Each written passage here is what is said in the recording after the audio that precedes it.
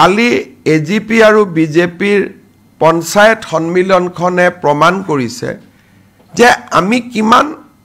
আজি দিনটোত সাংগঠনিকভাৱে শক্তিশালী হৈ আছো কংগ্ৰেছ দলে বিএলএৰ মিটিং কৰি আছে কিন্তু আমাৰটো বিএলএ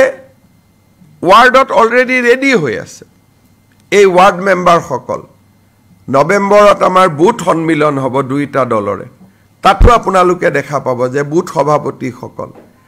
প্ৰত্যেকটো বুথত 21 জনকৈ মানুহ আমাৰ অলৰেডি প্ৰস্তুত হৈ আছে আৰু এই কাম আমি 2 বছৰ আগতে কৰি শেষ কৰি থৈছো গতিকে অসমত বিজেপি এজিপি এনডিএ সাংগঠনিকভাৱে আমি বহুত শক্তিশালী হৈ আছো আৰু আমাৰ সাংগঠনিক শক্তি আজি যেনেকে যি প্ৰত্যাহ্বান আহে তাক গ্ৰহণ কৰাৰ কাৰণে আমি প্ৰস্তুত হৈ আছো কালি মিটিংখনত আপোনালোকে তাৰ এটা প্ৰভাৱ দেখিছে আৰু ইমান ডাঙৰ মিটিং অমিত শাহজীৰ ভাষণ শেষ হৈ জনগণ মন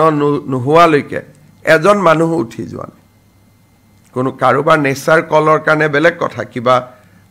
কেতিয়াবা মানুহ 2 ঘণ্টা বহি থাকিলে যাবলগীয়া হয় তাক বাদ দি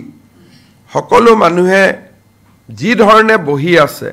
মহিলা 50% হি বুজাই যে এনডিএ বিজেপি এজিপি আমি গ্ৰাছৰুটত কিমান শক্তিশালী হৈ আছে